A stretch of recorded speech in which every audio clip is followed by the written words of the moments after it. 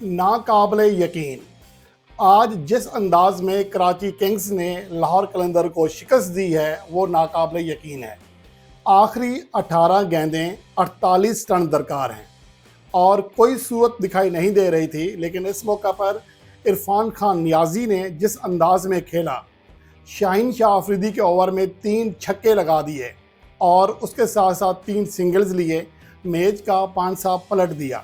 और फिर मोहम्मद नबी ने भी उनका भरपूर साथ दिया। अगले ओवर में हारिस रऊफ के खिलाफ ना सिर्फ इरफान खान नियाजी ने छक्का लगाया, बल्कि मोहम्मद नबी ने चौका और छक्का लगाकर मैच मुकम्मल तौर पर अपने नाम कर लिया। वो टीम जिसे आखिरी 18 गेंदों पर 48 रन दरकार थे और मोहम्मद नबी या फिर इरफान नियाजी क्रीज़ पर कोई इतना ज़्यादा सेट नहीं हुए थे। अभी मोहम्मद नबी ने सिर्फ 2 ही गेंदें खेली थी, 1 रन किया हुआ था। और उसके मुकाबले में अगर इरफान खान नियाजी को देखें, वो भी कोई तेज़ी से रन नहीं कर रहे थे। जब वो क्रीज़ पर मौजूद थे तो 13 गेंदों पर सिर्फ 15 रन कर सके थे और सिर्फ 2 चौके लगाए थे। उन्हें हर्डल आ रही थी, लेकिन आखिरी जो 3 ओवर्स हैं, बल्कि 2 ओवर्स लगा लें, एक शाहीन शाह अफरीदी का ओवर, एक हारिस रऊफ का, जिसमें इरफान नियाजी ने और मोहम्मद नबी ने मैच का पांसा पलटा। और उसके साथ साथ पॉइंट्स टेबल पर अब बड़ी चेंजिंग्स आ गई हैं। लाहौर कलंदर के लिए, जो कि किसी मौका पर दूसरे नंबर पर थी, अब उनके लिए मुश्किलात खड़ी हो गई हैं और 9 मैचेस में 9 पॉइंट हैं उनके पास। आज के अगर मैच की बात करें, एक तो ये कि जब पहले बैटिंग कर रही थी लाहौर कलंदर की टीम, तो आज मोहम्मद नाईम ने नाकाबिले यकीन अंदाज में बैटिंग की, धुआंधार बैटिंग की। गो के उन्हें अपने साथी बैट्समैन फ़खर जमान से पावर प्ले में उतना ज़्यादा साथ नहीं मिल सका, जो कि ज़्यादा तेज़ नहीं खेले, लेकिन मोहम्मद नईम ने तन तनहा इतना ज़्यादा स्कोर कर दिया था। तो लग रहा था कि अगर ये मैच मुकम्मल होता है, जो बाद में बारिश की वजह से हर्डल आई, मैच रुका, तो लग रहा था कि 250 के करीब ये टीम चली जाएगी।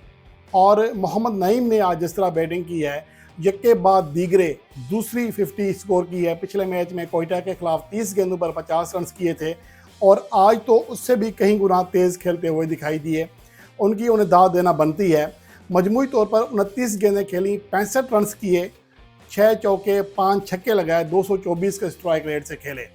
लेकिन उनकी विकेट गिर जाने के बाद सिर्फ एक ही गेंद, बल्कि उनकी विकेट जैसे गिरी बारिश हो गई, उसके बाद मैच को कम किया गया, 5 ओवर्स काटे गए, 15 ओवर्स फी इनिंग्स का मैच मुकर्रर किया गया। लेकिन उसके बाद वो टेम्पो नहीं बन सका। वो जिस अंदाज में स्कोर बन रहा था, जिस तरह मोहम्मद नईम बना रहे थे, उस तरह नहीं बन सका। लेकिन इसके बावजूद ये कहा जा सकता है कि जो बाकी बैट्समैन हैं लाहौर कलंदर के, उनको कुछ ना कुछ करना चाहिए था, क्योंकि ओपनर्स के अलावा सिर्फ एक ही खिलाड़ी था, अब्दुल्ला शफीक, जिसने डबल फिगर में अपना स्कोर बनाया, 11 गेंदों पर 18 रन किए। बाकी आने वाले बैट्समैन बुरी तरह फेल हुए। गो के फ़खर जमान ने पावर प्ले के बाद, ख़ास तौर पर 8 ओवर्स के बाद, उनका खेल अच्छा आया सामने।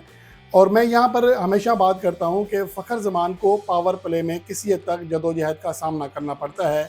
या तो उनके कैचेस ड्रॉप होते हैं या उनका स्ट्राइक रेट कम होता है, लेकिन गेंद जैसे ही थोड़ा पुराना होता है तो वो बहुत अच्छी हिटिंग करते हैं, नाकाबिले यकीन अंदाज में मैच को आगे लेके जाने की सलाहियत रखते हैं। आज के अगर मैच की बात करें तो पावर प्ले में 18 गेंदों पर 14 गेंदों पर 18 रन किए हुए थे, 128 का स्ट्राइक रेट था, 2 चौके 2 छक्के। हत्ता कि अगर 8 ओवर्स तक मैच को देखें, जब फैसला हो चुका था कि जो मैच है ये 20 के बजाय 15 ओवर्स पर फी इनिंग्स मुश्तमिल होगा, तब भी 8 ओवर्स के अख्ताम पर जो खेल रहे थे 18 गेंदों पर 21 रन से 116 का स्ट्राइक रेट था।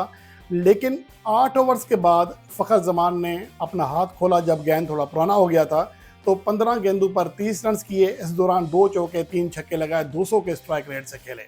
लेकिन उन्हें साथ में किसी बैट्समैन की जानिब से साथ नहीं मिला, जिसकी वजह से लाहौर कलंदर की टीम उतना बड़ा टोटल नहीं बना सकी जिसकी पोजीशन में ऑलरेडी वो थी। डरेल मिचेल पहली गेंद पर आउट हुए और वो गलत शॉट, पहली गेंद पर वो स्लो खेलना चाह रहे थे, बोल्ड हो गए अब्बास अफरीदी के हाथों। उसके बाद साम बिलिंग, जो कि धुआंधार बैटिंग करते आ रहे थे, आज वो भी नाकाम हुए। 3 गेंदों पर 2 रन कर सके। सिकंदर रजा 6 गेंदों पर 8 रन कर सके, जो गुज़श्ता 4 मैचेस में बहुत शानदार बैटिंग परफॉर्मेंस देते आ रहे थे। आसिफ अली रन आउट हुए, 2 गेंदें खेले, 2 रन किए। शाहीन अफरीदी ने 2 गेंदें खेली, कोई रन नहीं किया। तो आने वाले तमाम बैटर्स जो है कोई भी फ़खर जमान का साथ नहीं दे सका, जिसकी वजह से 160 रन बना सकी लाहौर कलंदर की टीम मुकर्ररा 15 ओवर्स में। लेकिन डकवर्थ लुइस कानून के तहत कराची किंग्स के लिए 168 रन का टारगेट सेट किया गया। और लाहौर कलंदर की वैसे इनिंग्स की ये बात भी है कि शुरू के 7.1 ओवर्स में 90 रन बन चुके थे। आप इससे अंदाज़ा लगा सकते हैं कि किस अंदाज में मोहम्मद नईम ने अपनी टीम को टेक ओवर उसका कराया। लेकिन बाद में अगर कराची किंग्स की बात करें तो उनका जो उड़ान थी या उनका जो स्टार्ट था वो भी बड़ा शानदार था। 3 ओवर में 40 रन कर दिए थे जेम्स टिम सिफर्ट ने और उसके साथ डेविड वार्नर ने। डेविड वार्नर जो पहली गेंद पर आउट हुए थे हारिस रऊफ के जब अटैक पर है, 13 गेंदों पर 24 रन किए, 2 चौके 2 छक्के लगाए, 184 के स्ट्राइक रेट से खेले। टिम सिफर्ट ने 10 गेंदें खेली, 24 रन किए, 4 चौके और 1 छक्का लगाया। उनके आगाज़ में लग रहा था कि कराची किंग्स ये टारगेट बआसानी चेज़ कर लेगी, लेकिन ओपनर्स के आउट हो जाने के बाद मुश्किलात खड़ी हुई। जेम्स इवेंस ने 12 गेंदों पर 13 रन किए, 7 बेग 15 गेंदों पर 25 रन करके आउट हुए। खुशदिल शाह 7 गेंदों पर 9 रन करके आउट हुए। तो इस मौके पर इरफान नियाजी जो कि किसी हद तक शुरू में मुश्किल दरपेश थी, उन्हें उस तरह हिटिंग नहीं कर पा रहे थे, लेकिन आखिरी जो 3 ओवर्स हैं उनमें वो खुल कर खेले और शानदार अंदाज में हिटिंग की। ऐसा लग रहा था कि मैच किसी भी तरह कराची किंग्स नहीं जीत सकती जब उन्हें 18 गेंदों पर 48 रन दरकार थे। और पिछले 5-6 ओवर्स का अगर खेल देखें तो उसमें लग नहीं रहा था कि ये बैटर्स अब लाहौर कलंदर के बॉलर्स के ऊपर हावी होंगे, लेकिन ऐसा हुआ। और जो आपने देखा फिर वही हुआ कि बहुत शानदार बैटिंग की इरफान नियाजी ने। मजमूई तौर पर 21 गेंदें खेली, 2 चौके 5 छक्के लगाए, 48 रन किए, नॉट आउट रहे। ये होती है मैच विनिंग इनिंग्स। गो के हसन नवाज ने गुज़श्ता मैच में कोयटा ग्लैडिएटर्स को एक ऐसी फतह दिलाई थी, लेकिन उनके आखिरी ओवर में 3 कैचेस ड्रॉप हुए थे। उनमें से एक कैच भी हो जाता तो कोयटा शायद ये मैच ना जीत पाती। लेकिन आज अगर कंपेयर करें इरफान खान नियाजी से तो ये बिल्कुल फेयरलेस इनिंग्स थी। इसमें चांसलेस इनिंग्स थी, कोई ऐसे शॉट नहीं खेली थी जिसे कहें कि गैर रवायती या गलत शॉट है। एक्यूरेट शॉट खेल रहे थे, 100% एक्यूरेसी थी, बहुत बेहतरीन अंदाज में खेले, चढ़ कर खेले और हरीफ बॉलर्स को दबाव में रखा। और आज का मैच जीतने के बाद अब जो पॉइंट्स टेबल की सूरत हाल है वो बहुत चेंज हो गई है। लाहौर कलंदर की टीम अब चौथे नंबर पर जा चुकी है। 9 मैचेस में उनके 9 पॉइंट हैं और उनका नेट रन रेट अब 1 से नीचे गिर गया है। दूसरी जानिब कराची किंग्स की टीम जो आज दूसरे नंबर पर भी जा सकती थी, लेकिन मैच का चूँकि मार्जिन कम था फतह का, इसलिए तीसरे नंबर पर आ चुकी है। यानी कि लाहौर कलंदर से तीसरी पोजीशन छीन ली है। लेकिन अब उनके पॉइंट इस्लामाबाद यूनाइटेड के आइन बराबर हैं और नेट रन रेट का भी बहुत बड़ा फ़र्क नहीं है, 0.2 का फ़र्क है जो ख़त्म हो सकता है।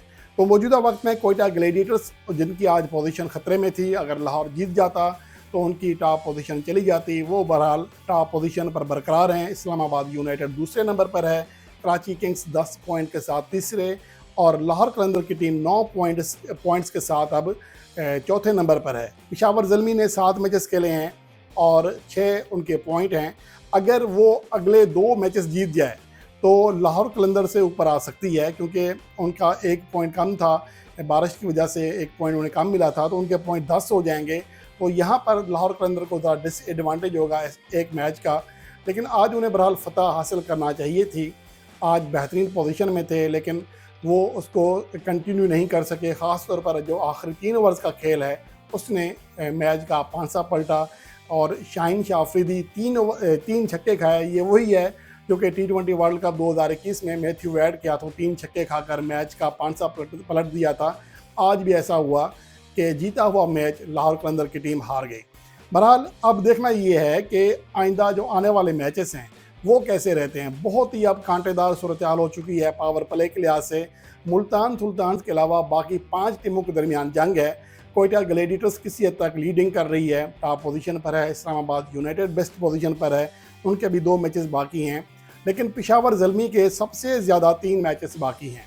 देखना ये है कि पेशावर ज़ल्मी आने वाले मैचेस में इस तरह का खेल पेश करती है। अगर वो फतवात का सिलसिला जो कि गुज़श्ता मैच से शुरू हुआ था वो अगले 2 मैचेस में बरकरार रखती है तो वो टॉप 4 में आ जाएगी और लाहौर कलंदर की टीम टॉप 4 से बाहर जा सकती है।